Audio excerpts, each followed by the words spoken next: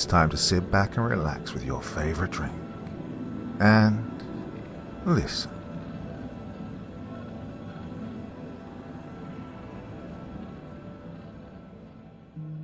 Okay, so here we go. For centuries, the Vatican has guarded countless secrets behind its ancient walls. But among its most closely protected legends is the whispered existence of a hidden order, an elite brotherhood tasked with hunting creatures that should exist only in myth. Their battles have never appeared in history books, their victories have gone uncelebrated, and their failures have been buried beneath centuries of silence. Well, if the stories are true, humanity has survived not by chance but because these unseen hunters have stood between us and the darkness all along. I'm a vampire hunter for the Vatican. Here are my stories. by Brandreth McClure. Episode 1. Blood of the Faithful. A jagged bolt of lightning split the sky over Vatican City, illuminating the ancient spires in a brief, ghostly light before plunging them back into darkness. The storm had rolled in swiftly, carrying with it an unnatural chill that seeped into the very stones of the Holy See. Inside, the Vatican's corridors lay empty, save for the soft echoes of raindrops beating against the stained glass and the occasional rumble of distant thunder.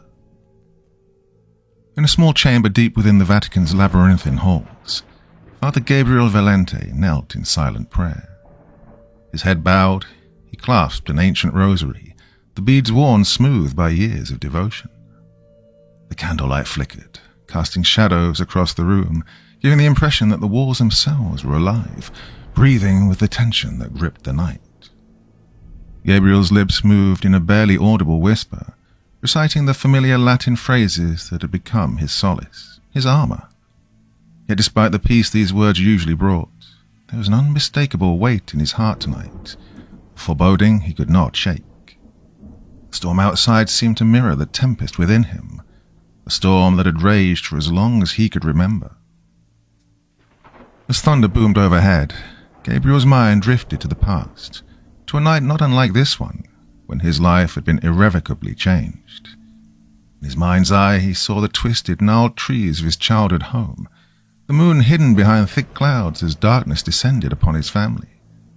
He remembered the fear, the helplessness, as the creatures had come, eyes glowing red, fangs bared, ripping through his home and his loved ones with merciless hunger. The screams of his parents and sister echoed in his memory, a haunting chorus that had on occasions driven him to the edge of madness, only to be pulled back by the strong hands of a Vatican priest who had arrived too late to save them, but just in time to save him. Gabriel had been a mere boy, but from that moment on his path had been set. The Vatican had taken him in, raising him within the secretive order of Sanctus Sanguis, a sect few knew existed, even within the church itself. His life since had been one of rigorous training and uncompromising discipline. He learned the ancient rites of exorcism, the art of combat, and the knowledge of the supernatural creatures that stalked the earth. He'd been forged into a one-man weapon, a hunter of the night, sworn to protect the innocent and bring God's judgment upon all the damned. The faces of the many vampires he'd slain blurred together in his memory, but the face of the one who had taken his family remained clear, burned into his mind with the fire of vengeance. Every mission, every kill, brought him a step closer to avenging their deaths, but also deeper into the darkness that he fought so strongly against. It was a darkness that whispered to him in his dreams, that taunted him with the lure of power, and that he resisted with every fiber of his being. As the storm raged on, Gabriel rose to his knees, his prayer concluded. The room felt smaller, as if the walls were closing in around him. He took a deep breath and crossed himself, feeling the cool metal of the crucifix against his chest. The scent of incense lingered in the air, mingling with the faintest hint of sulfur, a scent that always seemed to accompany his thoughts of the past. Leaving his chamber, Gabriel moved through the shaded corridors of the Vatican, his footsteps echoing in the stillness. He passed through the grand ornate halls, lined with statues of saints and martyrs, their stone faces solemn and watchful. For the casual observer, the Vatican was a bastion of light, a fortress of faith unassailable by the forces of darkness. But Gabriel knew better. The darkness had a way of seeping in, of corrupting even the holiest places, and it was his sacred duty to root it out. He entered the confessional, where his presence brought comfort to the penitent souls who sought his guidance. His voice was steady, calm, as he offered absolution and counsel, but his mind remained sharp, alert to any sign of the supernatural. Later, he conducted an exorcism, his voice rising in powerful incantations that drove the unholy spirit from the afflicted, leaving them trembling but freed. In the training hall, he sparred with fellow members of the order. His movements were swift and precise, having been honed by years of practice. Each strike was measured, each parry a reminder of the battles he'd fought and the ones still to come. There was no room for doubt or hesitation in his life, only duty and the unremitting pursuit of the enemy. As the night wore on, Gabriel returned to his chamber, but sleep did not come easily. The storm outside had calmed, but the storm within him remained. He stared at the ceiling, the flickering candle casting shadows that danced in time with his relentless thoughts. Somewhere, out there in the night, evil lurked, biding its time. And as he finally closed his eyes, he whispered a silent vow to the memory of his family. He would not rest until every last vampire had been hunted down and destroyed, no matter the cost. And in the silence of the Vatican, a new storm was brewing, and soon Father Gabriel Valente would find himself at its very center.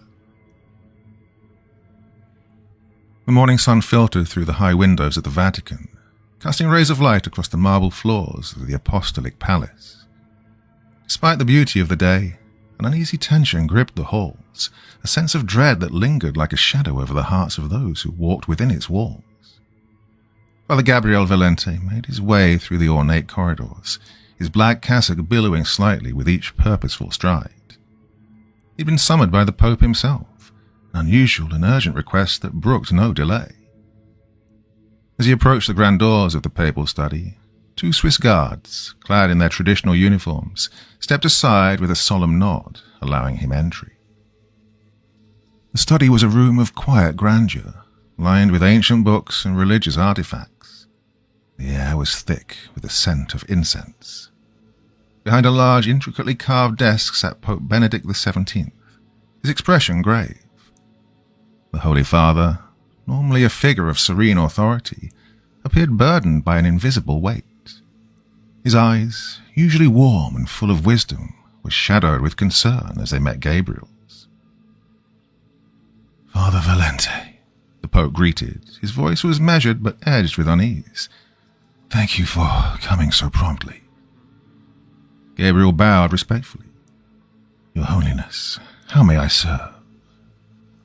The Pope gestured for him to sit, and Gabriel did so, noting the deep lines of worry etched into the older man's face. The silence stretched for a moment, punctuated only by the distant toll of church bells marking the hour. "Gabriel," the Pope began slowly, choosing his words with care. "What I am about to tell you must remain within the strictest confidence. The sanctity of the Church and the faith of millions depends on it." Gabriel nodded. His expression was serious. "You have my word, Holy Father." The Pope leaned forward, his voice dropping to a near whisper.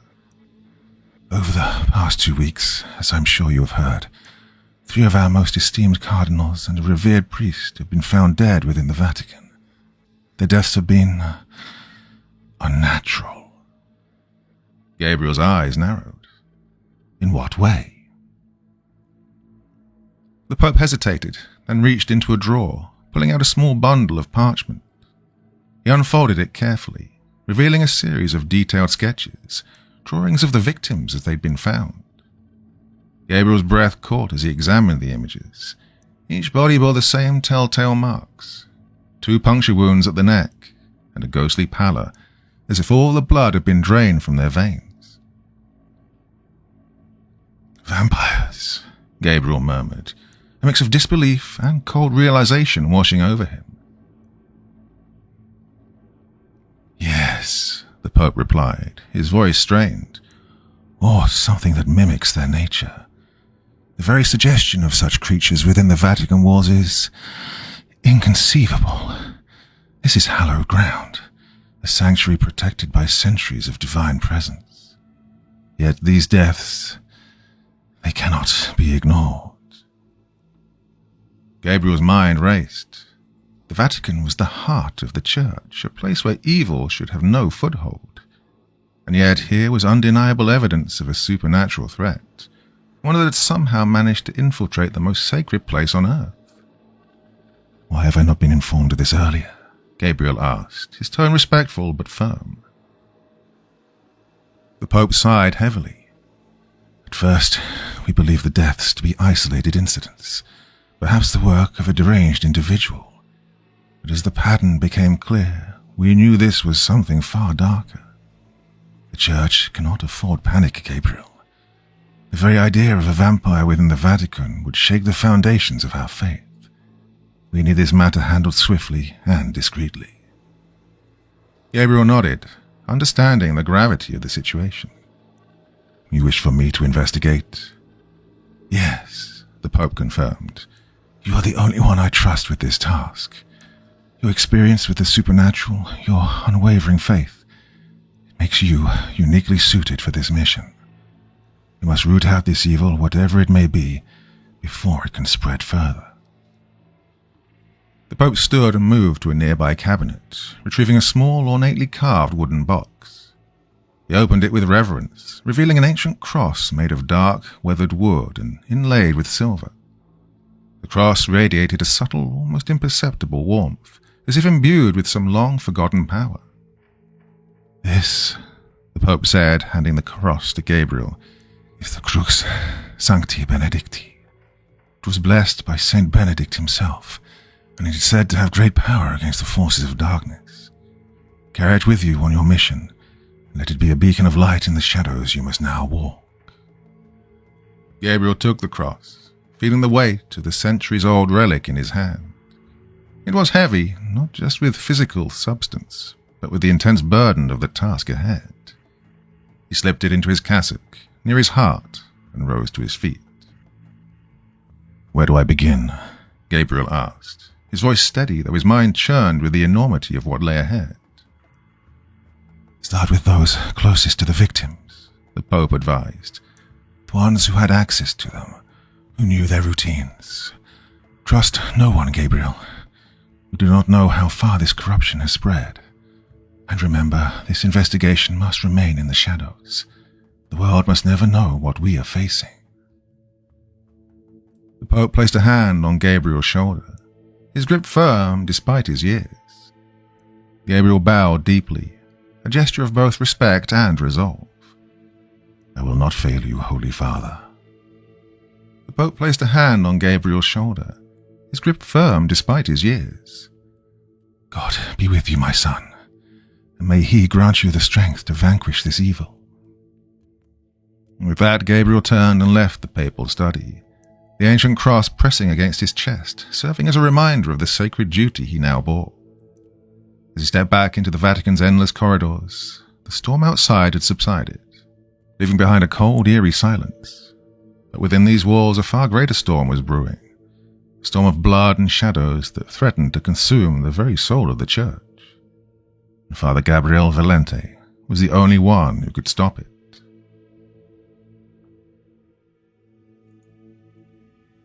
Part 2.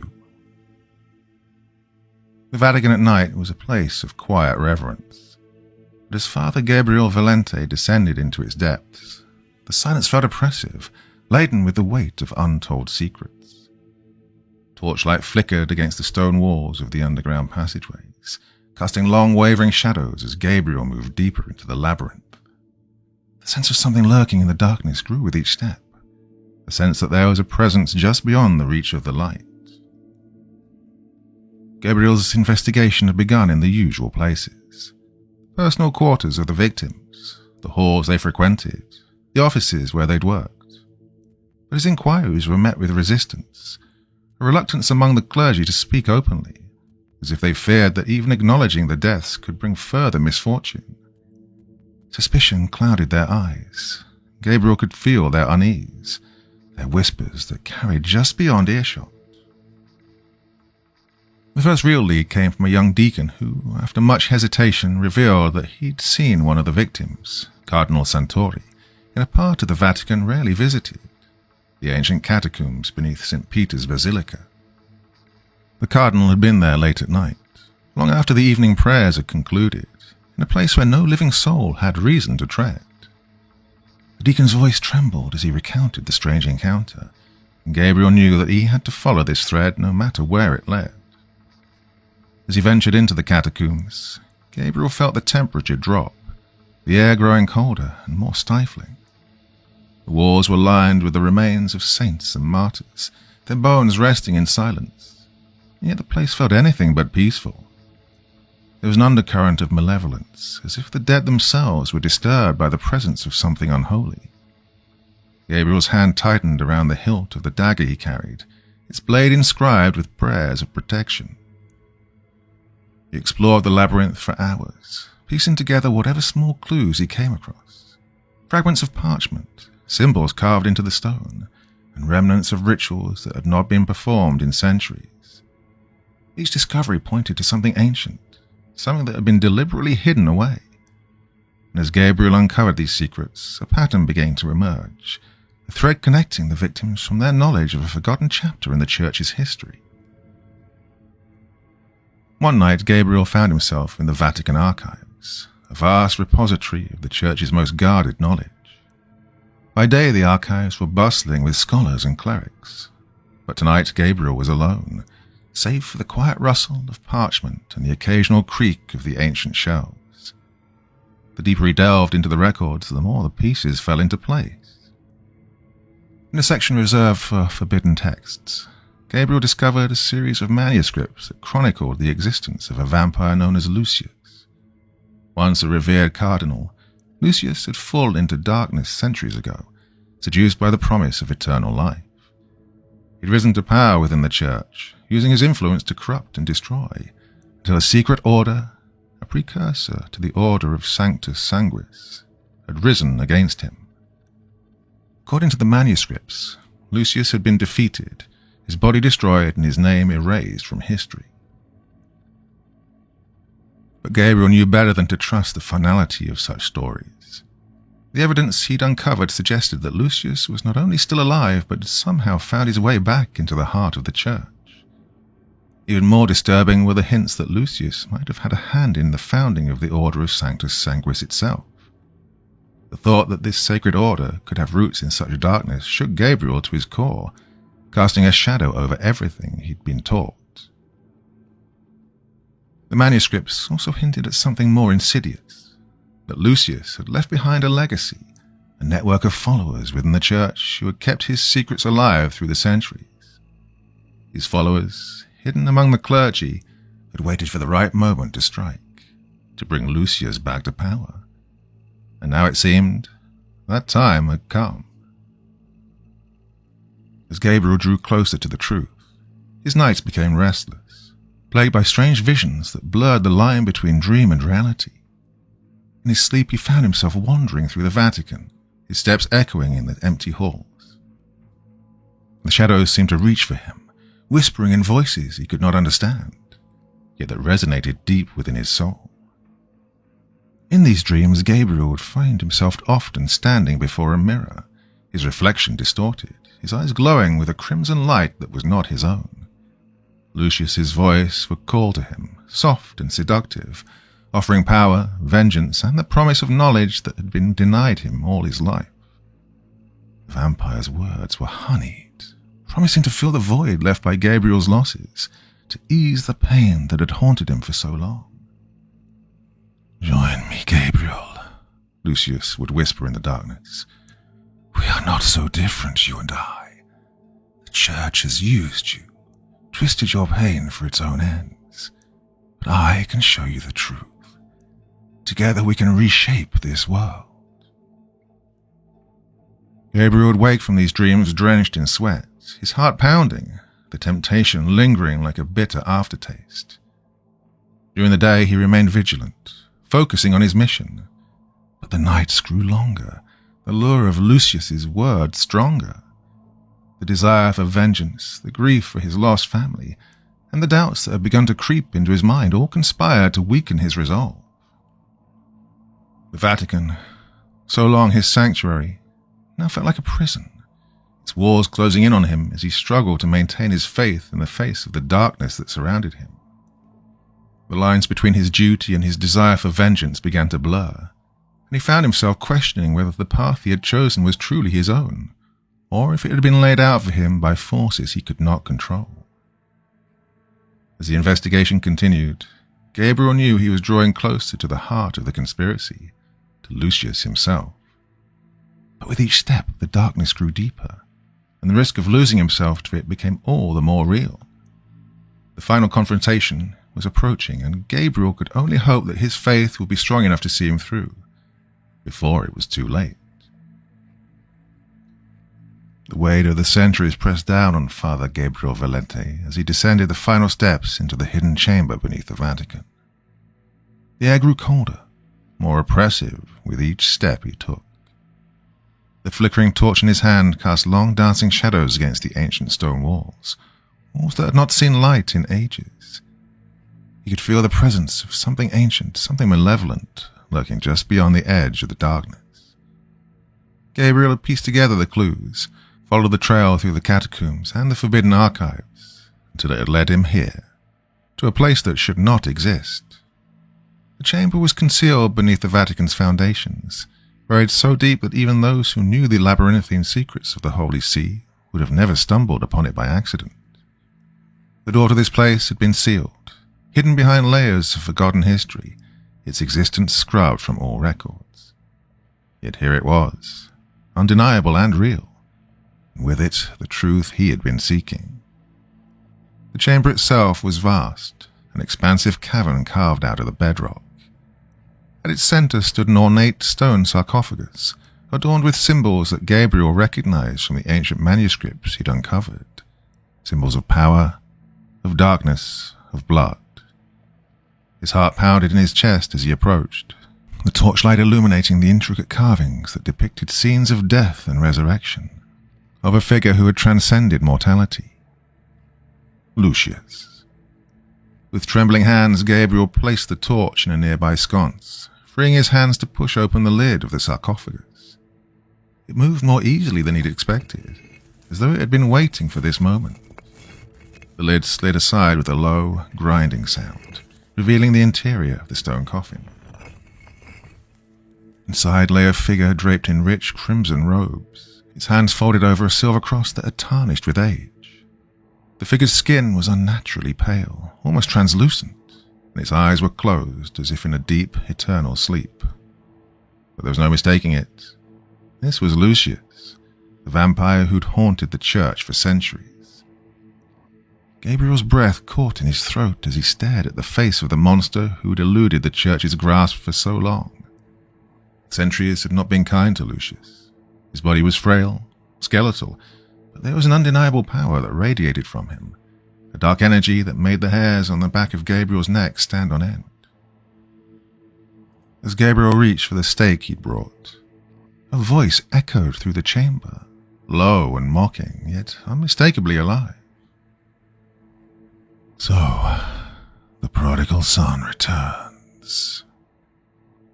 Gabriel froze, his hand inches from the stake. The voice did not come from the figure in the sarcophagus, but from all around him, as if the very walls were speaking. Did you really think it would be that easy, Gabriel? The voice continued, dripping with contempt. Did you believe you could simply walk into my domain and destroy me? The figure in the sarcophagus stirred, its eyes slowly opening. They were a deep, unnatural crimson, glowing with an inner fire that sent a chill down Gabriel's spine. The frail body that had seemed so lifeless moments ago now radiated an aura of pure, unholy power. Gabriel's hand shook as he gripped the stake, but before he could strike, Lucius moved with a speed that defied belief. In an instant, the vampire was on his feet, his hand closing around Gabriel's throat with a vice-like grip. The stake clattered to the ground as Gabriel gasped for air, his vision swimming with darkness. Lucius leaned in close, his breath cold against Gabriel's ear. "You have no idea what you've stumbled into, do you?" he hissed. "I've been watching you for so long, guiding you, shaping you. Every step you've taken has been part of my plan." Gabriel struggled against the vampire's grip, but it was futile. Lucius was far stronger than he appeared, his centuries of accumulated power giving him strength beyond mortal understanding. "Why?" Gabriel managed to choke out, his voice hoarse. "Why did you kill my family?" Lucius chuckled, a sound that sent shivers down Gabriel's spine. "Your family. Ah yes, the night you lost everything. It was necessary, you see. A boy like you, full of potential, driven by grief and rage. That's exactly what I needed. You were so eager to serve, so willing to fight against the darkness, and all the while you were playing right into my hands." Gabriel's mind reeled as the realization hit him like a blow to the chest. His entire life, the death of his family, his training, his missions, had been orchestrated by Lucius. The vampire had used his pain, his desire for vengeance, to turn him into the perfect weapon, a weapon that Lucius could manipulate to further his own needs. "You bastard," Gabriel spat, his fury giving him the strength to fight back. He reached for the cross hanging from his neck, the Crux Sancti Benedicti, and pressed it against Lucius's chest. The vampire recoiled with a hiss of pain, releasing his grip on Gabriel's throat. Lucius staggered back, his eyes blazing with hatred. "You think that trinket can save you?" he snarled. "You're nothing without me, Gabriel. Without your pain, your anger, you're just another lost soul." Gabriel staggered to his feet, his chest heaving as he gasped for breath. He grabbed the stake from the ground, his grip tightening around the weapon. "I'm not your puppet, Lucius," he growled. "I am the Sentinel, and I will destroy you." With a cry of defiance, Gabriel lunged at Lucius, driving the stake toward the vampire's heart. But Lucius was ready. He moved with lightning speed, sidestepping the attack and delivering a crushing blow to Gabriel's side. The impact sent Gabriel crashing into the stone wall, pain exploding through his body. Lucius loomed over him, his eyes burning with triumph. "You're a fool, Gabriel. You cannot kill me. I am eternal. And now you will die knowing that you have failed." Before Lucius could deliver the killing blow, a distant sound echoed through the chamber, the ringing of the Vatican bells, their tolling reverberating through the stone walls. The sound seemed to weaken Lucius, if only for a moment, and his grip on Gabriel was loosening as the bells continued to ring. Taking advantage of the distraction, Gabriel summoned the last of his strength and drove the Crux Sancti Benedicti into Lucius's chest. The relic flared with a brilliant light as it made contact with the vampire's flesh, burning him with holy fire. Lucius screamed in agony, his form flickering like a shadow caught in the sun's rays. But before Gabriel could finish him, Lucius wrenched himself free, the force of the holy relic driving him back. He staggered toward the shadows, his body already beginning to heal, his form becoming less solid, more ethereal. "You might have won this battle, Gabriel," Lucius rasped, his voice echoing as he faded into the darkness. "But the war is far from over. I will return, and when I do, you will beg for death." With that, Lucius was gone, his presence vanishing like smoke in the wind, leaving Gabriel alone in the cold, silent chamber. Gabriel collapsed to the ground, his body battered, his faith shattered. The truth of Lucius's words hung heavy in the air. Everything he'd believed in, everything he'd fought for had been a lie. The enemy had been within the church all along, festering, growing stronger. Now Gabriel was the one left to pick up the pieces. As the Vatican bells continued to toll, their sound was hollow and distant, and Gabriel knew this was far from over. Lucius had escaped, but Gabriel would hunt him down no matter the cost, even if it meant confronting the darkest parts of himself, the parts that Lucius had so carefully nurtured. The battle for his soul had only just begun.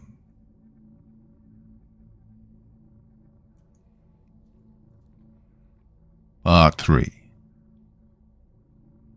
Father Gabriel Valente stood alone in the dim light of his private chamber, the flickering candles casting shadows on the stone walls. The air was thick with the scent of incense and the weight of centuries of prayer. On the table before him lay an array of weapons: silver stakes, vials of holy water, consecrated blades, and the crux sancti benedicti, still glowing faintly from its encounter with Lucius. Each drink had been blessed, imbued with the power of the church, yet they felt insignificant against the darkness he now faced. Gabriel's faith, once unshakable, had been tested to its very limits. The revelation that Lucius had manipulated his life, that the vampire had orchestrated his path from the shadows, gnawed at his very soul. His sense of purpose, his righteousness, everything he'd built his life upon, now seemed like the carefully laid bricks of a false foundation. He'd been nothing more than a pawn in Lucius's game, his anger and pain turned into weapons against the very institution he'd sworn to protect. But even as doubt threatened to consume him, a deeper resolve took root. Gabriel knew he could not allow Lucius to destroy everything. The vampire's plan was clear now.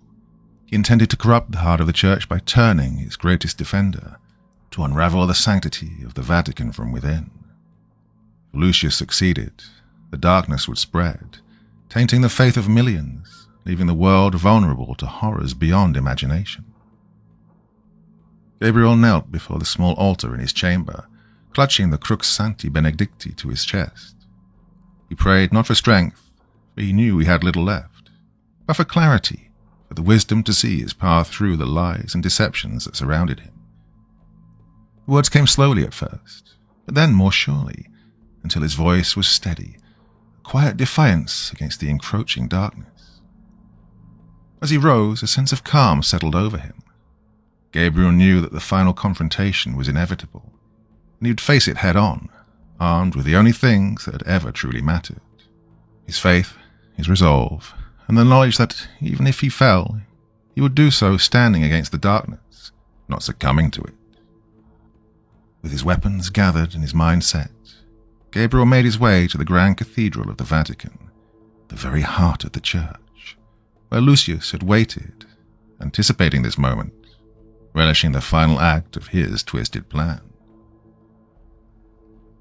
The Grand Cathedral loomed before Gabriel, its towering spires reaching toward the heavens, a beacon of hope and sanctity for all who sought refuge within its walls.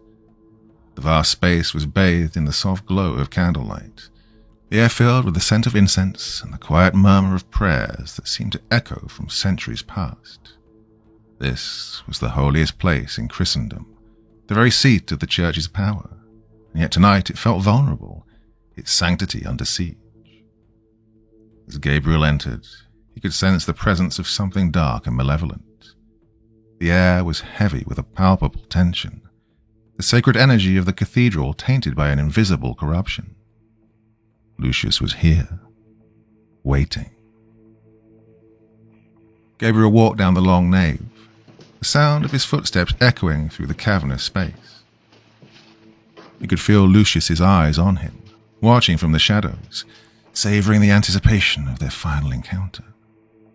Gabriel's hand tightened around the hilt of the consecrated blade at his side, the other gripping the crux sancti benedicti, its cold metal a reminder of the power of faith. When he reached the center of the cathedral, the shadows shifted, and Lucius emerged from the darkness, his form materializing with an unsettling fluidity. He was dressed in dark, flowing robes, his pale face almost luminescent in the candlelight. His eyes, red and glowing with an unholy light, locked onto Gabriel's with a predatory intensity. "Welcome, Gabriel," Lucius said, his voice smooth and filled with dark amusement. "I've been waiting for you. I knew you would come." just as I knew you would find your way to me. Everything has led to this moment."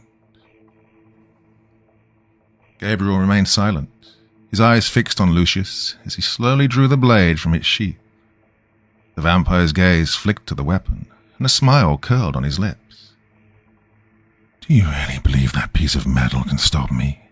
Lucius taunted, his voice echoing in the vastness of the cathedral. "This place, this sacred ground, you think it will protect you, but you can feel it, can't you? The sanctity here is fading, Gabriel. I've been feeding on it for centuries, weakening it, turning it into a hollow shell."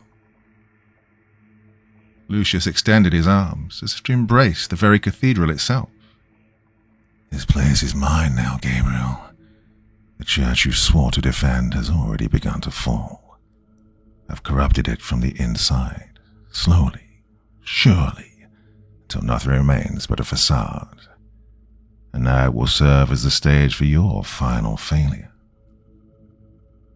With a roar of defiance, Gabriel charged at Lucius, the blade gleaming in the candlelight as he swung it toward the vampire's heart.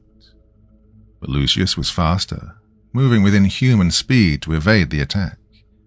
He countered with a blow that sent Gabriel crashing into the altar, the impact reverberating through the cathedral. Gabriel struggled to his feet, his body battered but his resolve unbroken. He splashed Lucius with holy water, the droplets sizzling as they made contact with the vampire's skin. But Lucius merely laughed, the sound cold and mirthless. "Is that all you have, Gabriel?" Lucius sneered, his voice dripping with contempt. "You're fighting a battle you cannot win. Your weapons, your faith, they are nothing against me." But Gabriel refused to back down. He launched himself at Lucius again, this time pressing the Crux Sancti Benedicti against the vampire's chest. The relic flared with a brilliant light, burning into Lucius's flesh and eliciting a scream of pain from the creature. For a moment it seemed as though the vampire might be defeated, his form flickering as the holy energy seared through him. Yet even as Gabriel pushed forward, his strength beginning to falter, Lucius's eyes blazed with a dark fury. The vampire reached out, his hand closing around Gabriel's wrist with a grip like iron. He forced the cross away, the light dimming as Lucius exerted his power. "You cannot stop me, Gabriel," Lucius hissed, his voice a venomous whisper. "I am eternal. This church, this faith, it's all an illusion, a means to control, to keep the masses in line. But I have seen the truth. I've seen what lies beyond the veil of lies you cling to. And soon you will see it too." With a sudden, powerful motion, Lucius flung Gabriel across the cathedral, his body slamming into a column with bone-jarring force. The relic clattered to the ground, its light extinguished. Gabriel struggled to rise, his vision swimming, his strength nearly spent. Lucius advanced, his form towering over Gabriel as he lay helpless on the cold stone floor. "This is the end, Gabriel. You were never meant to win this fight. You were meant to fall, to become the final sacrifice that seals my victory." As Lucius prepared to deliver the killing blow, the cathedral seemed to shudder, its very walls groaning under the weight of the unholy power that Lucius had unleashed. The candles flickered, and the once holy light that had filled the cathedral began to dim, as if the very essence of the place was being drained away. But in that moment of darkness, Gabriel felt a spark ignite within him, something deeper than the rage, stronger than the despair. It was the memory of his family, the faces of those he'd lost, and the promise he had made to protect the innocent, to stand against the darkness no matter the cost. With a final surge of will, Gabriel reached the relic once more. His hand closed around it, and as he did, he uttered a prayer, not for himself, but for all those who had fallen, for all those who had suffered at the hands of the darkness. "Sancte Michael Arcangele, defende nos in proelio." The words came slowly at first, then with increasing strength. The prayer was a call for protection, for divine intervention. and as Gabriel spoke, he felt a warmth spread through his body, a light pushing back against the encroaching darkness. Lucius hesitated, sensing the change, his confidence faltering as the light began to grow, emanating from the relic in Gabriel's hand. The holy energy surged, filling the cathedral with a blinding radiance that banished the shadows, driving them back into the depths from which they had come. No, Lucius roared, recoiling from the light, his form flickering, unstable. This cannot be. But Gabriel stood firm, his faith restored, his resolve unbreakable. He raised the Crux Sancti Benedicti high, the light pouring from it like a beacon of hope, of salvation. With a final desperate cry, Gabriel brought the relic down upon Lucius, the holy power coursing through the vampire's body, searing him from within. Lucius screamed, a sound of pure agony, as the light consumed him, his form disintegrating into ash, his essence banished back to the darkness from which it had come. The light continued to shine, purifying the cathedral.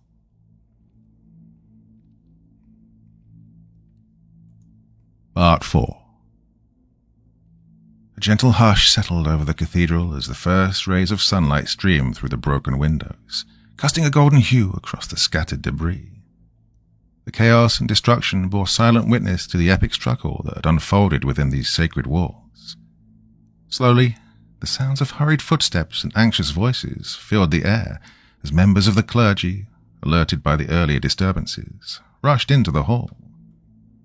Pope Benedict XVII entered, flanked by concerned cardinals and Swiss guards. His eyes widened in shock and sorrow as he took in the devastation before him, but his gaze quickly found Gabriel's still form lying near the altar. The Holy Father hurried to his side, kneeling down and gently cradling Gabriel's head in his hands. "Gabriel, my son," the Pope whispered, his voice thick with emotion, "what have you done?" Gabriel's eyes fluttered open, his gaze unfocused but peaceful. A faint smile touched his lips as he looked up at the Pope, recognizing the kindness and concern in the elder man's eyes. "It's over," Gabriel murmured weakly. "Lucius, he is gone. The Vatican is safe." Tears glistened in the Pope's eyes as he nodded, understanding the magnitude of Gabriel's sacrifice. "You have done more than anyone could have asked, my son. You have saved us all."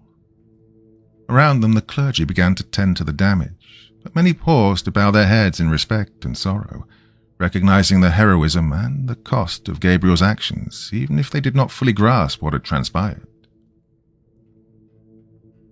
Gabriel's breathing grew shallow, each inhale more labored than the last. Yet his expression remained serene, his eyes gazing upward as if seeing something beyond the physical realm. A soft, otherworldly glow seemed to surround him, and a profound stillness filled the space. In that moment, Gabriel was transported beyond the confines of the cathedral. He found himself standing in a sunlit meadow, the air fresh and filled with a sweet scent of wild flowers. A gentle breeze caressed his face, and all the pain and weariness faded away, replaced by an overwhelming sense of joy and peace. Ahead of him, he saw familiar figures emerging from the light. His mother, father, and sister, their faces radiant and eyes filled with love.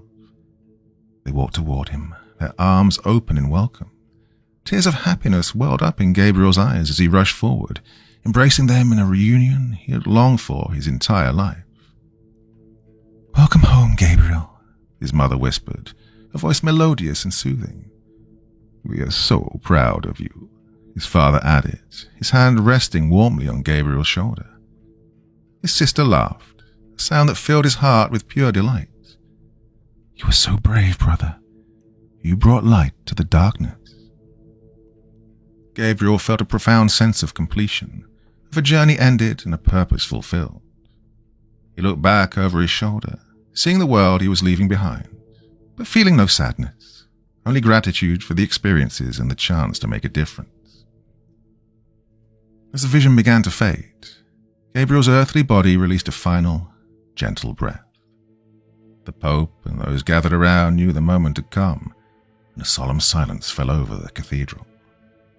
The Holy Father bowed his head, offering a prayer for Gabriel's soul, his words echoing through the hallowed space and carrying with them the deepest respect and mourning of all present.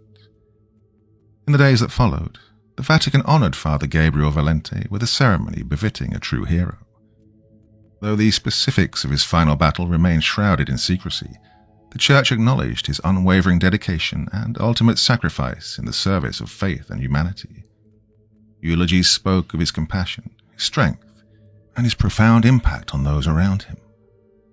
A memorial was erected within the cathedral, a simple yet powerful tribute depicting Gabriel standing tall, the Crux Sancti Benedicti held aloft, a symbol of enduring faith and courage in the face of unimaginable darkness.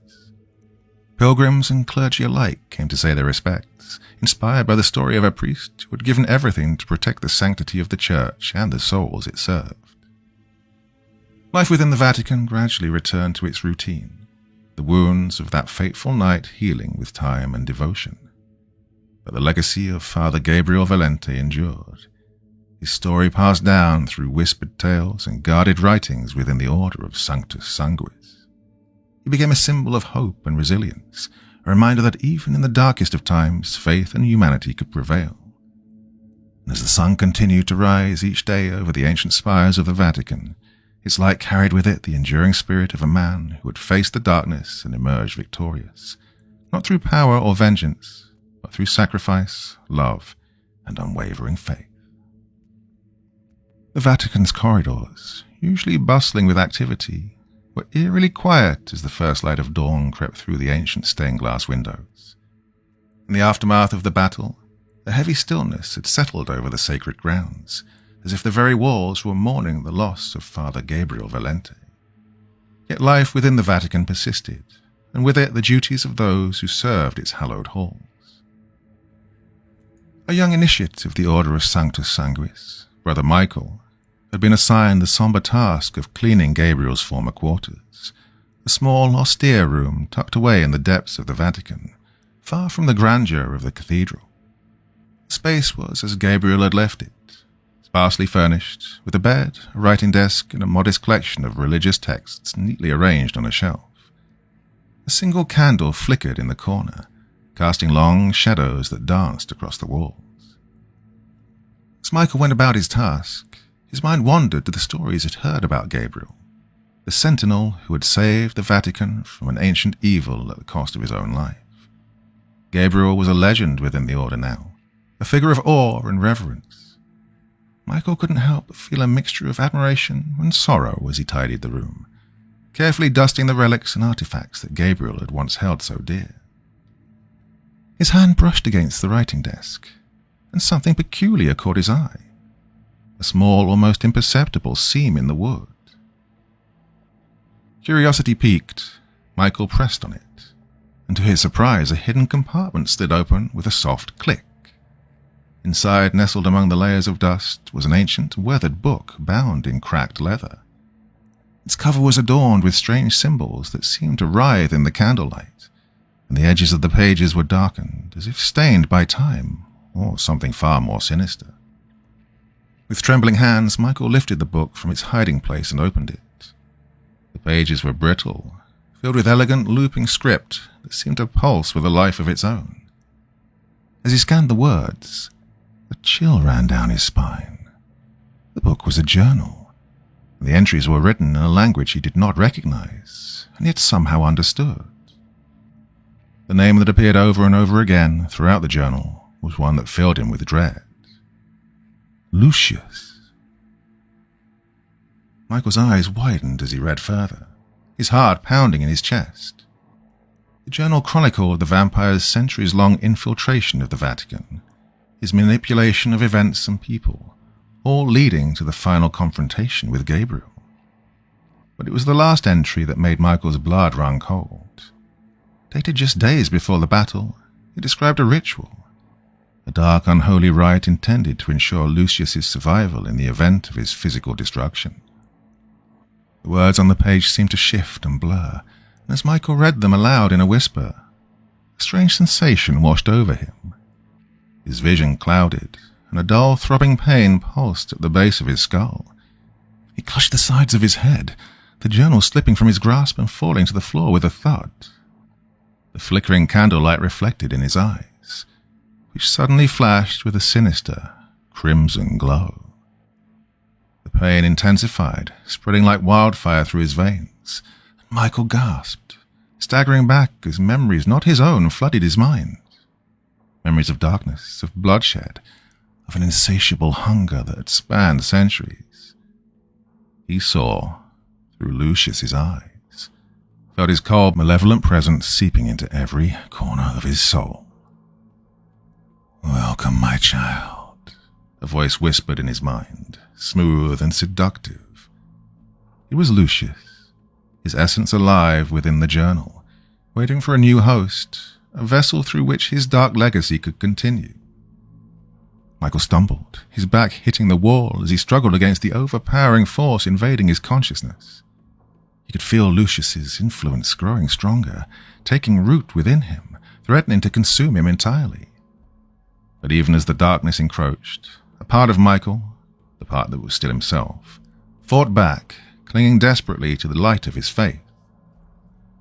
For a moment the battle within him wavered, poised on a knife's edge.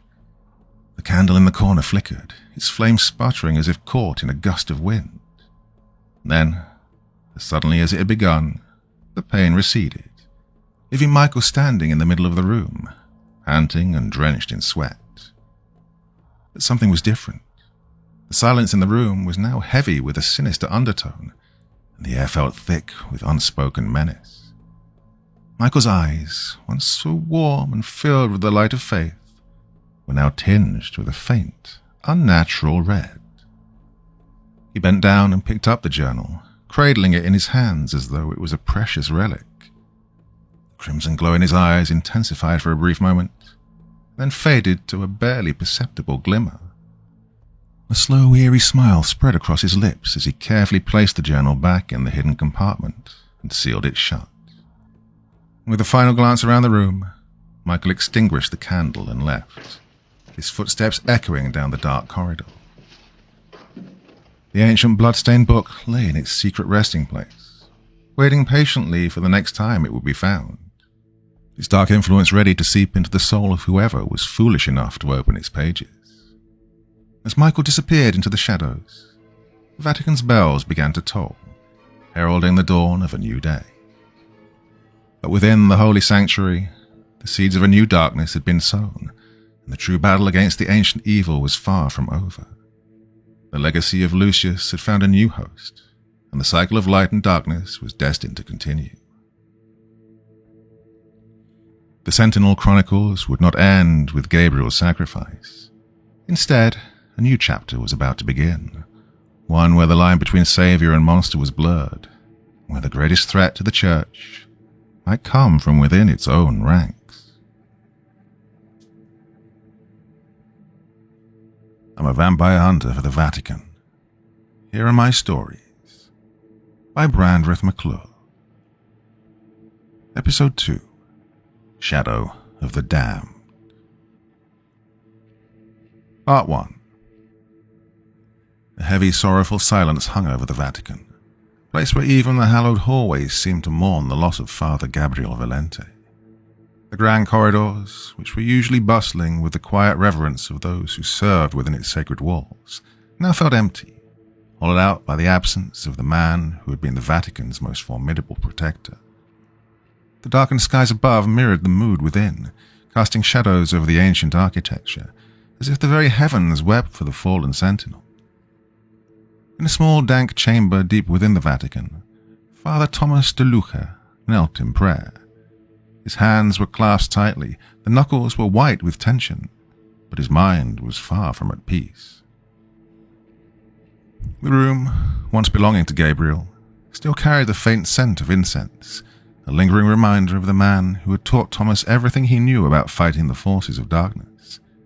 But now that knowledge felt like a burden too great for him to bear. Thomas's thoughts were a maelstrom of self-doubt and inadequacy. Gabriel had been a legend, a warrior of unparalleled faith and strength. Now that he was gone, Thomas was expected to fill the void. The weight of that expectation bore down on him, making his chest tighten with anxiety. How could he possibly live up to Gabriel's legacy? How could he protect the church from the same evil that had claimed his mentor's life? These questions ran through his mind as he rose from his prayers, the cool stone floor pressing against his knees like the weight of the world.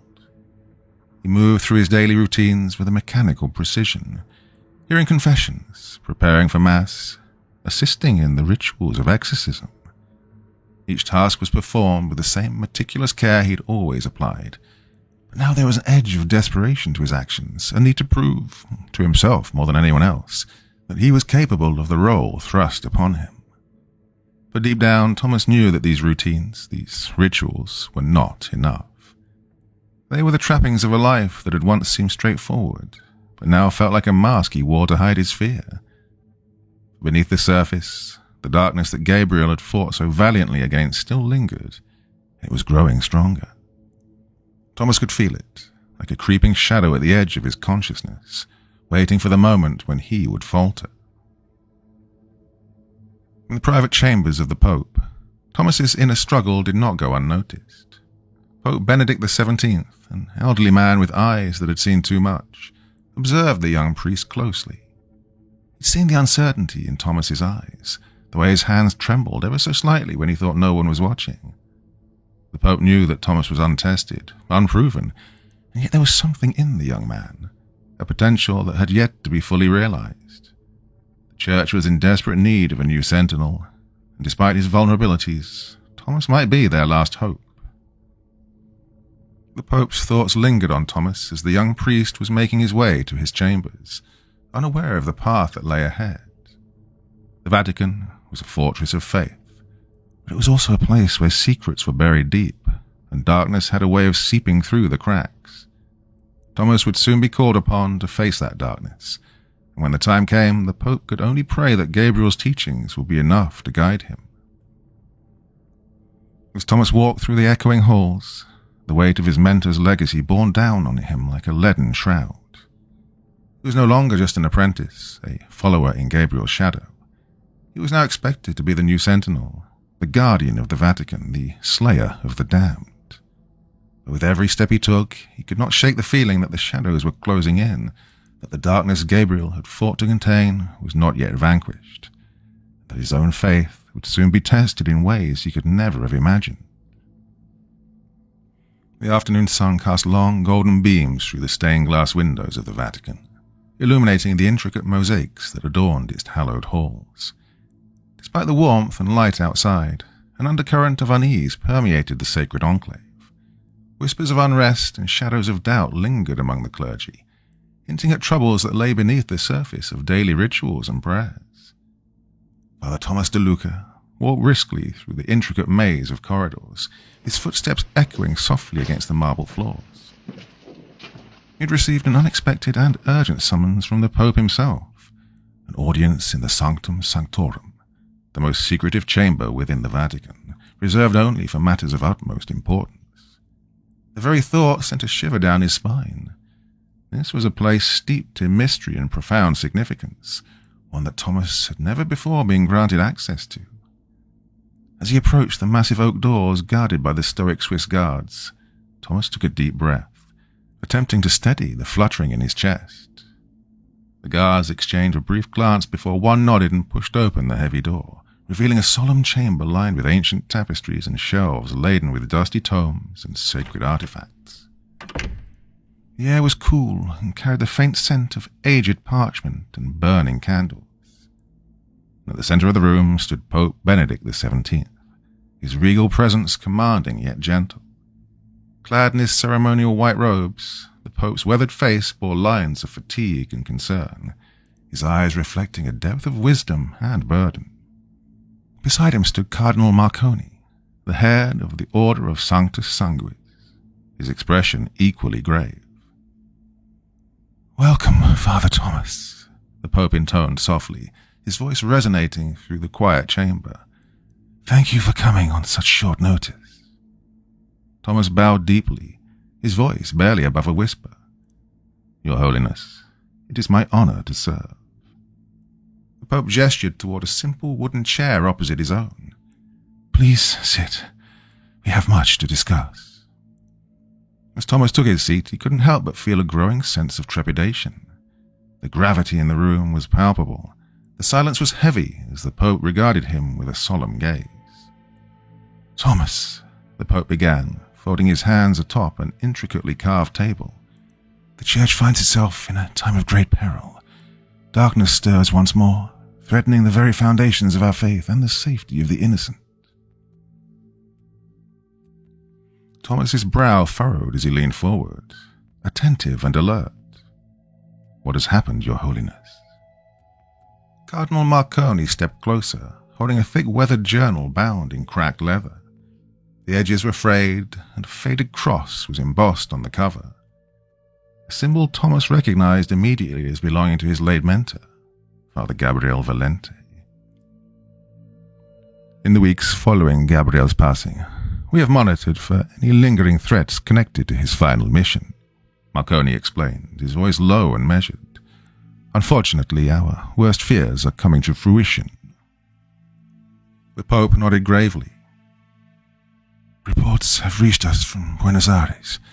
A series of brutal, unexplained deaths. The victims were found drained of blood, their bodies mutilated in ways that suggest a sinister, supernatural force at work." A chill ran Thomas's spine as he absorbed the information. "You believe this is connected to Lucius?" he asked, his voice barely concealing the dread that clawed at his insides. The Pope exchanged a solemn glance with Marconi before responding. "We fear that Lucius's spirit was not wholly vanquished during Gabriel's sacrifice. Evidence suggests that he has found a new host." Marconi placed the journal gently on the table before Thomas. "This belonged to Gabriel. It contains detailed accounts leading up to his final battle with Lucius, as well as warnings about the vampire's resilience and cunning." Thomas hesitated before reaching out to touch the journal, his fingers tracing the worn edges reverently. As he opened it, pages filled with Gabriel's meticulous handwriting unfolded before him, accounts of horrors faced, battles fought, and the relentless pursuit of an evil that refused to die. One passage caught his eye, inked in bold strokes. "Should Lucius's spirit endure beyond my efforts, he will seek a new vessel, one susceptible to his whispers and promises of power. Vigilance must be maintained, for his corruption spreads like a plague, unseen until it is too late." Thomas looked up, his eyes wide with realization. "Do we know who has been possessed?" The Pope's expression darkened. "We believe it is Michael. He was a promising young initiate within the order, devoted and pious. But he has been unaccounted for since Gabriel's passing, and evidence places him in Buenos Aires at the time these atrocities began." Thomas's heart sank. He'd known Michael, had trained alongside him, shared meals and conversations about faith and duty. The thought that his fellow brother could be the vessel for such evil was almost too much to bear. "Are we certain?" Thomas asked, desperation creeping into his voice. "Perhaps there is another explanation." Marconi's gaze softened slightly, but his voice remained firm. "We have considered all possibilities, but the signs are undeniable. Michael has fallen under Lucius's influence, and his actions are escalating. If we do not act swiftly, countless lives will be lost, and Lucius's power will grow beyond our capacity to contain." Silence settled over the chamber as Thomas grappled with the gravity of the situation. Doubt and fear warred within him, doubt in his ability to confront such a formidable foe, and fear of failing those who depended on him. He closed Gabriel's journal, its weight in his hand symbolic of the burden he was being asked to carry. The Pope leaned forward, his eyes piercing yet compassionate. "Father Thomas, you have trained under Gabriel's guidance. You possess the knowledge and the faith necessary to face this darkness. We're entrusting you with this mission. Travel to Buenos Aires, find Michael, and put an end to Lucius's reign of terror before it spreads further." Thomas's throat tightened. words momentarily failing him. He felt the enormity of the task pressing down on him, his earlier doubts resurfacing with renewed vigor. "Your Holiness," he began hesitantly, "I am honored by your faith in me, but I fear I may not be the one suited for such a mission. Gabriel was a seasoned warrior, and even he fell in battle against Lucius. I am but an apprentice, inexperienced and untested." The Pope's gaze softened, and he reached across the table to place a reassuring hand on Thomas's shoulder. "True strength does not come from experience alone, but from the purity of one's faith and the courage to act in the face of darkness. Gabriel saw potential in you, as do I. You are not alone in this fight. The Lord's grace will guide and protect you." From within the folds of his robes, the Pope withdrew a gleaming artifact, a crucifix of exquisite craftsmanship, adorned with intricate engravings and a brilliant sapphire at its center. Thomas recognized it instantly. The sacred relic that had belonged to Gabriel, known as the Crux Sancti Benedicti. It was said to possess powerful protective properties against evil, a symbol of divine light against encroaching darkness. The Pope held out the relic to Thomas, his expression resolute. "Take this. Let it be a symbol of the responsibility now entrusted to you, and a reminder of Gabriel's enduring spirit. With this, and with your unwavering faith, you can prevail." Hands trembling, Thomas accepted the relic, feeling a surge of warmth emanate from it as it settled into his grasp. The weight was comforting, its presence instilling a flicker of confidence amidst a sea of uncertainty. Marconi stepped forward, his voice firm yet encouraging. "You leave at first light. Arrangements have been made for your passage and support upon arrival. Time is of the essence, Father Thomas. The longer we wait, the stronger Lucius becomes." Thomas nodded slowly, his resolve beginning to solidify. Thomas nodded slowly and rose from his seat, carefully tucking Gabriel's journal and the sacred relic into his robes. "I will do all that I can to stop this evil, for Gabriel, for Michael, and for all those who stand to suffer." The Pope offered a gentle, reassuring smile. "Go with God's blessing, my son. May his light guide you through the shadows." As Thomas exited the Sanctum Sanctorum, the weight of his mission settled upon him, heavy yet purposeful. The corridors of the Vatican seemed darker, the shadows deeper, but within him a small flame of determination burned brighter than before. He knew the path ahead would be fraught with danger and temptation, but he also knew that he carried with him the legacy of his mentor and the hopes of those who believed in him. The battle against darkness was about to begin anew, and this time Father Thomas de Luca would be at the forefront, ready to confront the demons that threatened to consume the world he had sworn to protect.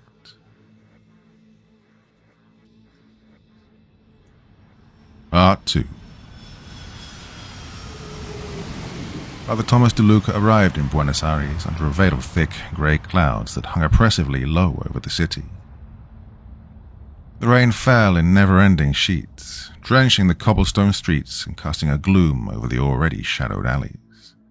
The city, with its towering cathedrals and crumbling colonial buildings, felt like a place out of time, its beauty marred by an undercurrent of dread that seemed to seep from the very stones. As he walked through the rain-soaked streets, Thomas couldn't shake the feeling of being watched.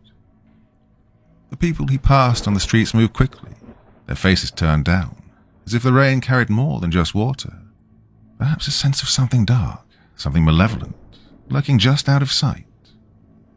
Every shadow seemed to shift unnaturally, every gust of wind carried whispers that sent chills down his spine. His first stop was the local diocese, a grand yet aging structure nestled in the heart of the city. The walls of the diocese were thick with the smell of incense and old wood, a stark contrast to the fresh, clean air of the Vatican.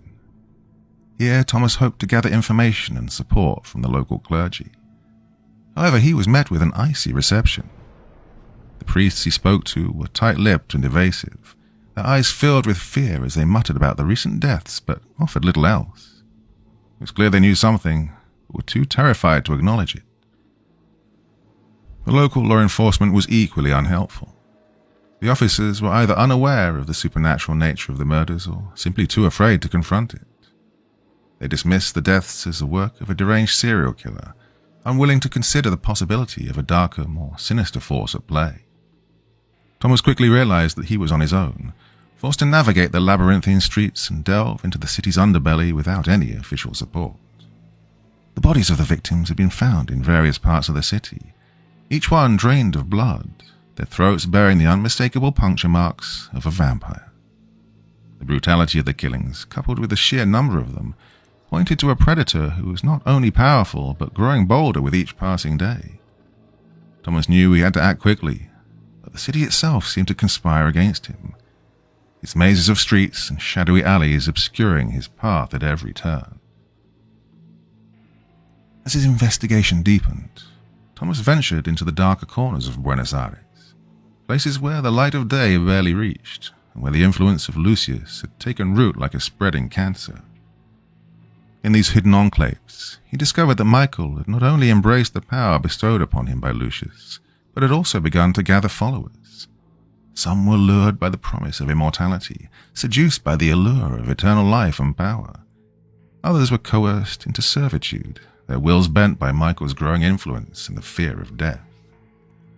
The underbelly of the city, with its crumbling tenements and decaying warehouses, was a breeding ground for this new evil. Thomas found himself descending into these dark places, his faith tested with each step. The air was thick with the stench of decay, and the walls seemed to pulse with a life of their own, as if the very city was rotting from within. In a dilapidated church, long abandoned and now serving as a hideout for Michael, Thomas found Gabriel's hidden journal. The discovery was both a blessing and a curse. The journal, stained with blood and filled with cryptic notes, revealed the full extent of Michael's transformation. It detailed the young initiate's descent into darkness, the gradual erosion of his humanity as Lucius's spirit took hold. The journal also contained Gabriel's final warnings, scrawled in a desperate hand. Lucius's power grows with each passing day. The true threat lies not in his strength but in his ability to spread the darkness, to corrupt others as he has been corrupted. Reading these words, Thomas felt his resolve begin to waver. The journal spoke of horrors that Gabriel, a seasoned warrior of the faith, had barely survived. How could he, a mere apprentice, hope to succeed where his mentor had fallen? Doubt gnawed away at him, its tendrils wrapping around his heart and mind. The deeper Thomas delved into the investigation, the more the darkness began to take its toll on him. His nights became plagued with nightmares, visions of Gabriel's final moments, of Michael's twisted grin as he drained the life from his victims, of the Vatican engulfed in flames. All these dreams were vivid, almost real, leaving Thomas shaken and disoriented upon waking. But it wasn't just his sleep that was haunted. During the day he began to experience unsettling hallucinations. At times he would catch glimpses of shadows moving on their own, or hear the distant echo of sinister laughter. Faces in the crowd seemed to morph into twisted demonic visages before snapping back to normal. He would find himself lost in thought, only to realize that minutes, sometimes hours, had passed without him noticing.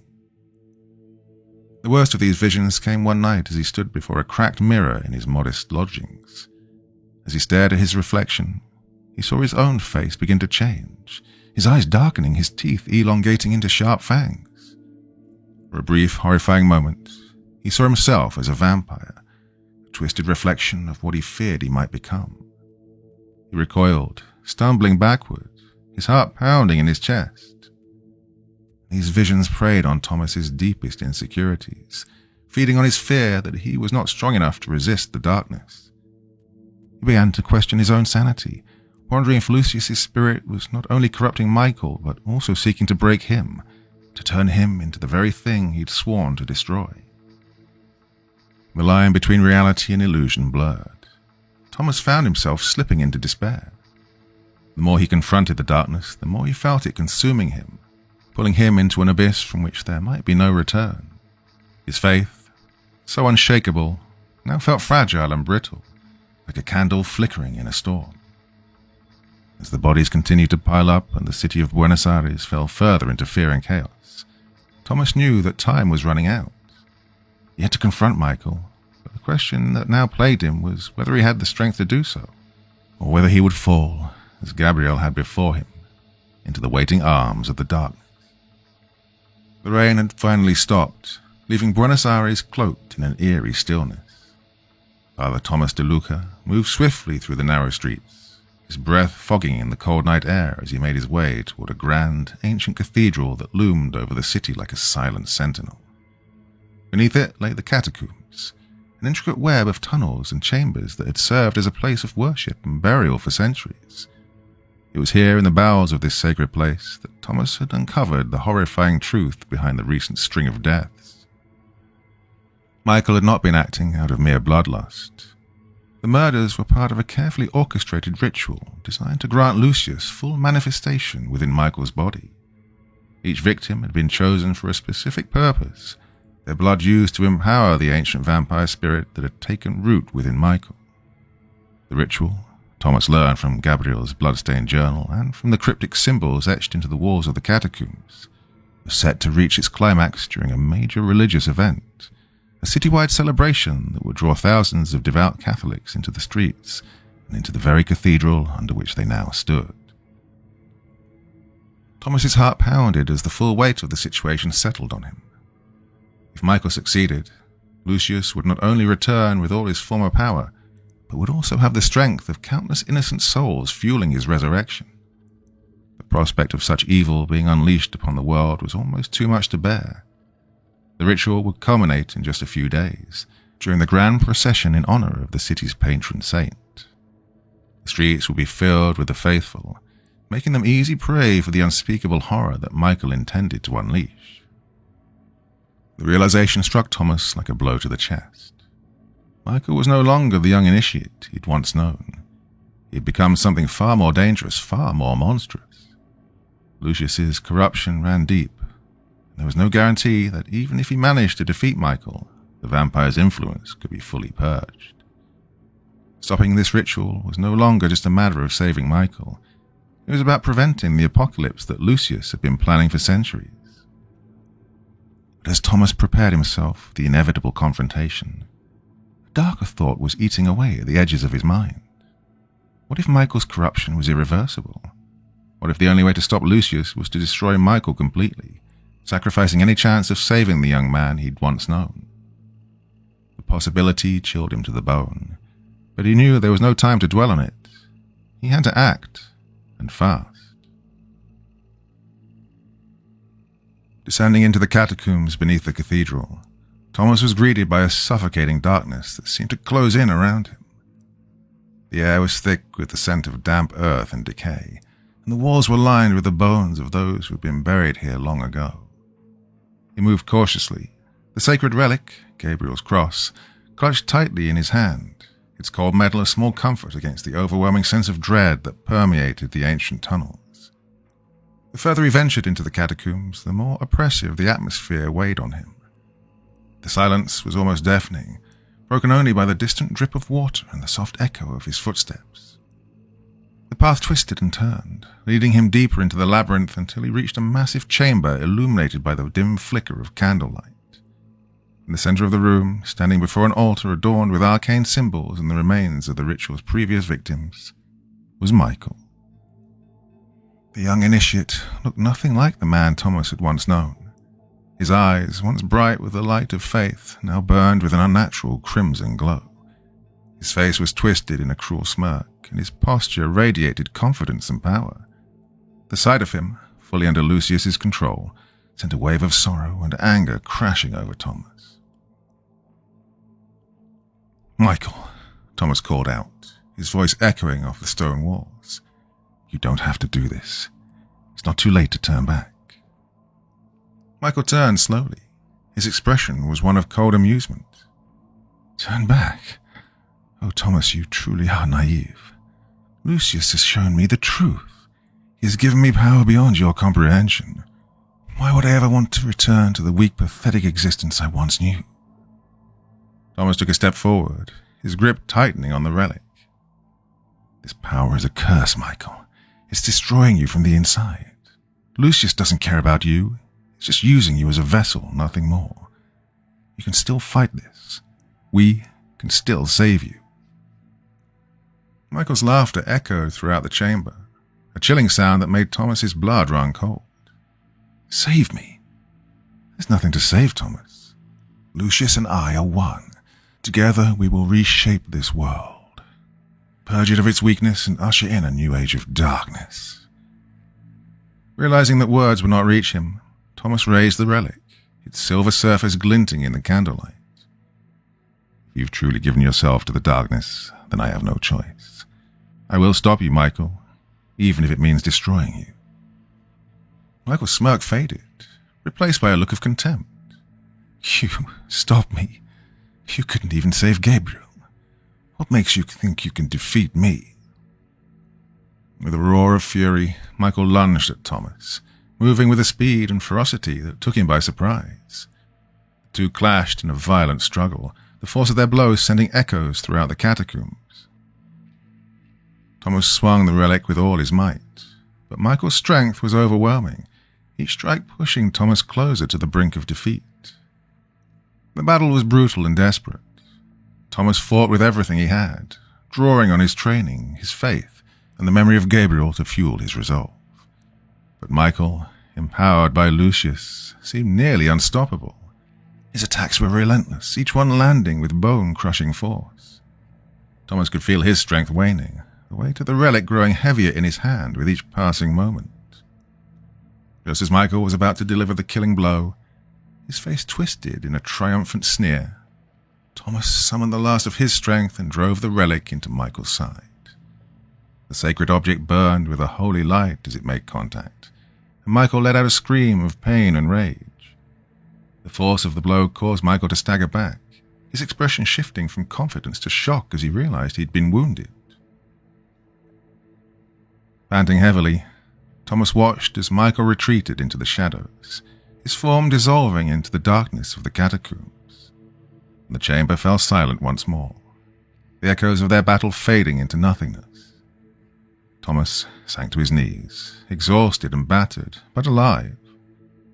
He'd survived the encounter, but the victory was hollow. Michael was still out there, and the ritual was still in motion. As he knelt in the cold, damp chamber, the full gravity of the situation weighed heavily on him. The battle had been won, but the war was far from over. Lucius's influence had grown too strong, and Michael had become something far more dangerous than Thomas had ever anticipated. The ritual would continue, and the only question that remained was whether Thomas could find the strength to stop it, or if he would fall, like so many before him, to the darkness that threatened to consume everything. Part 3. The streets of Buenos Aires were alive with the sights and sounds of the grand religious festival. Thousands of faithful had gathered, their voices lifted in prayer and song, their hearts filled with devotion as they celebrated the city's patron saint. But beneath the surface of this joyous occasion, a dark undercurrent pulsed, one that only Father Thomas de Luca could sense. He moved through the crowd with grim determination, his eyes fixed on the towering cathedral at the heart of the city, where he knew Michael would be waiting. The night had fallen, casting long shadows over the festival, and the cathedral loomed ominously against the darkened sky. Thomas had spent the last few days preparing for this final confrontation, gathering every weapon and sacred object he could find. The relic of Gabriel's cross hung heavily around his neck, its weight a constant reminder of the responsibility he bore. In his hands he clutched a consecrated blade, its silver edge gleaming with a holy light. He had performed every ritual, whispered every prayer, and fortified his resolve for the battle to come. And yet, despite all his preparations, a deep unease gnawed at him. He pushed through the throngs of people, making his way toward the entrance of the cathedral. The heavy wooden doors creaked open as he stepped inside, the vibrant sounds of the festival fading into an eerie silence. The interior was bathed in the warm glow of candlelight, but the atmosphere was oppressive, as if the very air had been tainted by the darkness that now resided within these sacred walls. At the far end of the nave, standing before the grand altar, was Michael. He was clad in a long dark robe, his figure barely visible in the dim light, His eyes, now fully consumed by Lucius's influence, glowed with a malevolent red hue. The sight of him sent a chill down Thomas's spine, but he steeled himself, knowing that this was the moment he'd been preparing for. "Michael," Thomas called out, his voice echoing through the vast space. "This ends tonight." Michael turned slowly, a twisted smile playing on his lips. "Does it, Thomas? Or is this just the beginning?" Thomas advanced, holding the consecrated blade out before him. "We don't have to do this. Whatever power Lucius has given you, it's not worth the cost. I know there's still a part of you that remembers who you were, who you really are." Michael's laughter echoed off the cathedral's walls, cold and mocking. "You still don't understand, do you? Lucius has shown me the truth. The church, the order, even you. Oh, Thomas, you're all just pawns in a game far older than any of us. Lucius is the future, and I will help him usher in a new age, one where the strong rule and the weak are purged." With a sudden movement, Michael raised his arms, and the shadows around him seemed to come alive, swirling and twisting in unnatural patterns. The air grew thick with the stench of decay, and the candles flickered wildly as if caught in a fierce wind. Thomas tightened his grip on the blade, feeling the holy energy within it pulse in response to that evil that now filled the cathedral. "Well, you leave me no choice," Thomas said, his voice filled with both sorrow and resolve. He charged forward, the blade slicing through the darkness as he aimed for Michael's heart. The battle erupted with terrifying ferocity. Michael moved with unnatural speed and strength, his every strike imbued with the dark power of Lucius. But Thomas fought back with equal fervor, drawing on the strength of his faith and the memory of Gabriel to guide his hand. The clash of blade against dark energy echoed through the cathedral, each strike sending shockwaves through the air. As the battle raged, it became clear that this was more than just a physical confrontation. It was a spiritual struggle, a test of wills between two forces, one rooted in light, the other in darkness. Michael taunted Thomas with visions of his failures, his doubts and his fears, trying to break his spirit. Thomas fought back with every prayer, every ounce of faith he could muster, refusing to let the darkness take hold. The two combatants were evenly matched, their powers clashing in a deadly dance of light and shadow. But as the fight wore on, it became clear that Michael was drawing strength from the very cathedral itself, feeding off the corruption he'd spread through the sacred ground.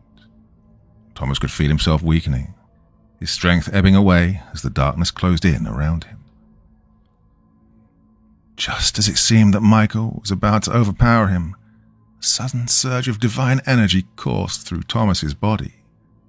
He fell to his knees, grasping the relic around his neck, and began to pray with all his heart. The words of his prayer echoed throughout the cathedral, and the consecrated blade in his hand began to glow with an intense, blinding light. "Lord, grant me strength to vanquish this evil," Thomas whispered, his voice trembling with both fear and hope. "Let this light shine through me, so I may deliver your justice." As he spoke, the light from the blade intensified, filling the entire cathedral with a brilliant radiance that cut through the shadows like a beacon of hope. Michael staggered back, his eyes wide with shock as the holy energy washed over him, disrupting the ritual and severing his connection to Lucius. "No!" Michael screamed, his voice filled with rage and fear. "You cannot stop this. I am Lucius. I am eternal." Thomas pressed on, channeling the full power of the relic into a final, desperate attack. He thrust the blade forward, piercing Michael's chest with a surge of holy energy that exploded outward in a blinding flash. The cathedral shook with the force of the blast, the very ground trembling beneath their feet as the power of Lucius was violently expelled from Michael's body. For a moment, everything was still. The light faded and the darkness that had once filled the cathedral began to dissipate. Michael crumpled to the floor, his body smoking and lifeless. The ritual had been interrupted, and Lucius's spirit had been severely weakened, unable to fully manifest in the physical world. The city had been saved, but at a terrible cost. Thomas stood over Michael's body, his chest heaving with exhaustion, his mind reeling from the intensity of the battle. He'd won, but the victory felt hollow. Michael had been lost to the darkness, consumed by the very evil he'd sought to control.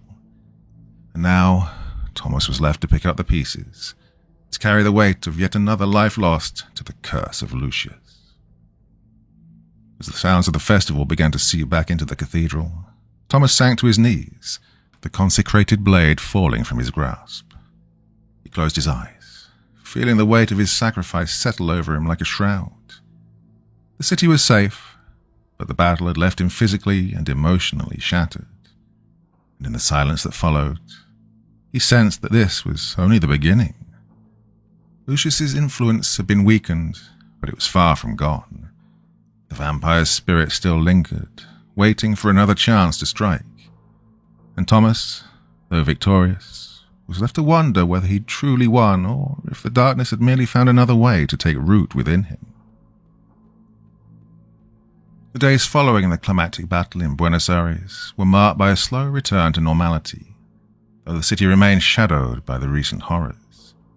The festival, once vibrant and joyous, now carried a somber tone, as whispers of the gruesome events spread throughout the populace. The streets were no longer filled with the carefree revelry of the faithful, but with a muted sense of relief, an unspoken understanding that something terrible had passed, leaving scars that would take time to heal. Father Thomas de Luca, barely able to stand after his confrontation with Michael, was taken in by the local clergy, who remained unaware of the true nature of his mission. They treated his wounds and offered prayers of gratitude for his service.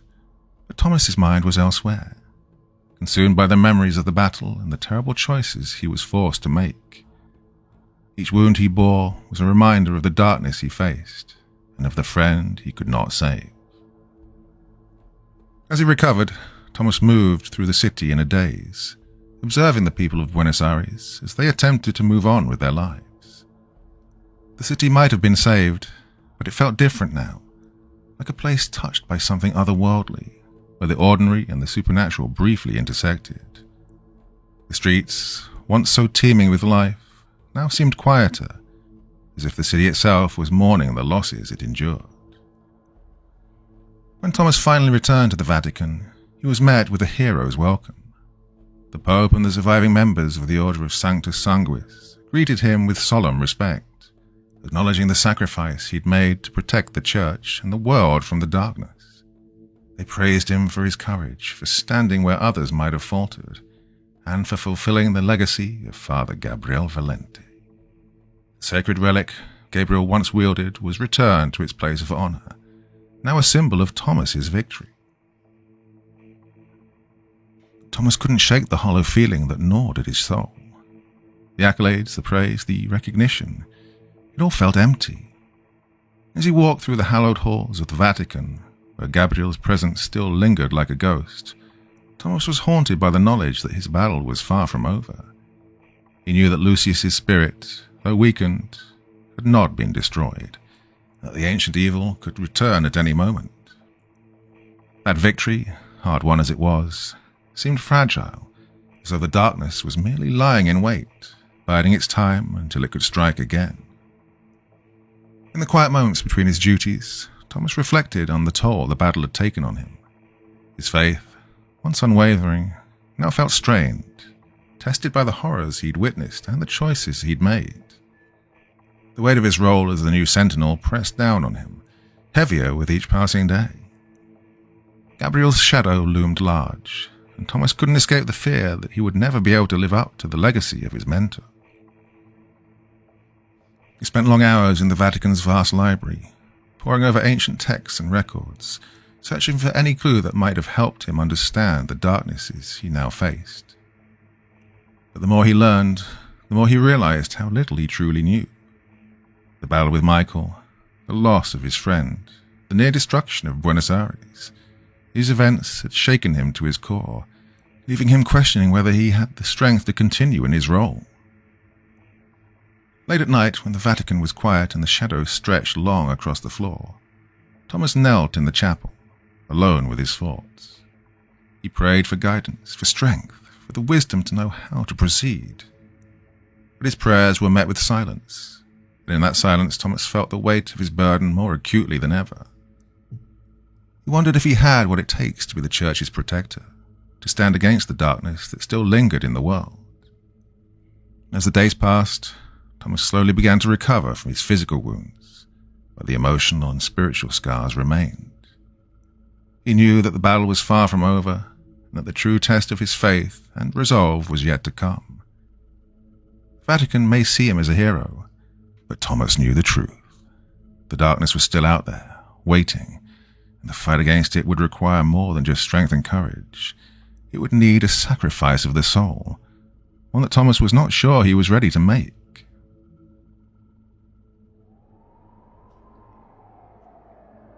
The skies of Washington, D.C. were darkening, and the city's bustling streets were lit by the low glow of neon signs and the steady stream of headlights. The nation's capital, a symbol of power and influence, was now unwittingly playing host to a new, insidious presence. In the shadows of the city, a figure emerged. A man, seemingly ordinary, yet moving with an eerie purpose. Michael, his wounds miraculously healed, his steps steady and confident. The haunting pallor of his skin and the unsettling gleam in his eyes were the only signs of the darkness that resided within him.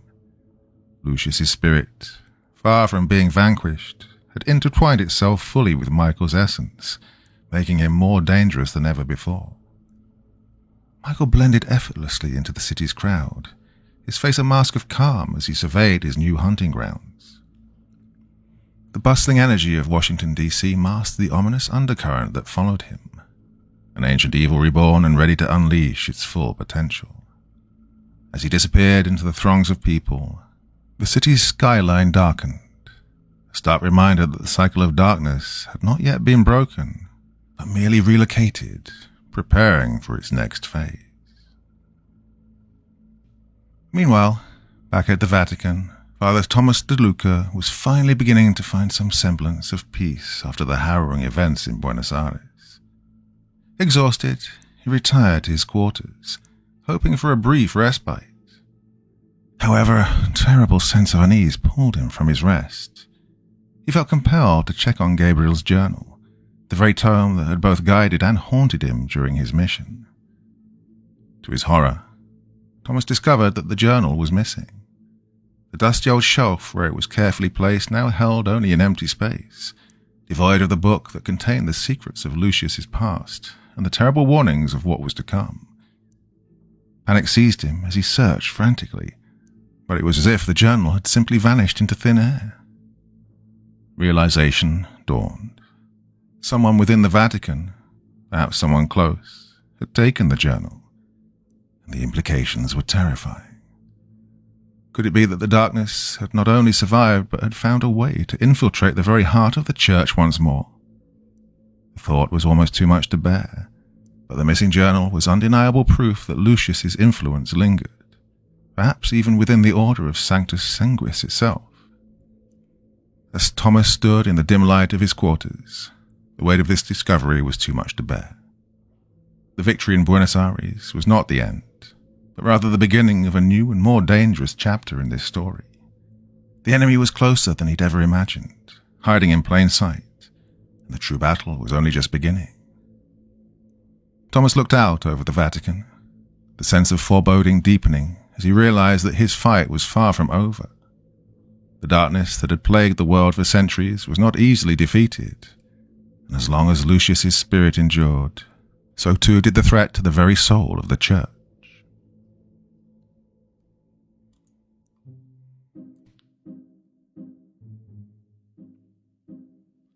So yes, my dear friends, this was a series I started back in the day, more than a year ago, and I wasn't sure whether to continue, and then all of a sudden time just passed, and well, here we are.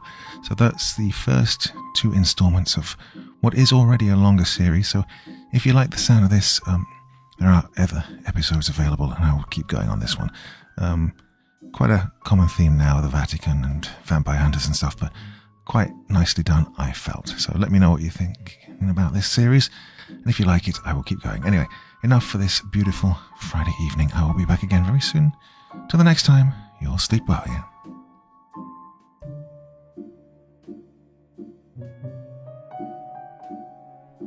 Thank you so much for taking the time to listen to this story today. It really means a lot to me and to the author of the story, of course. Well, if you want to know more about me, I'm pretty much everywhere on social media. You can find me on Facebook, Twitter, Instagram. You can download my music on SoundCloud. I've got a Patreon if you feel like. Throw me $1 or $2. Very much appreciated. And of course, on Reddit, I have a place where you can leave stories if you want me to read one that you've written. Well, hoping to see you all again very soon. Till then, sweet dreams. Bye-bye.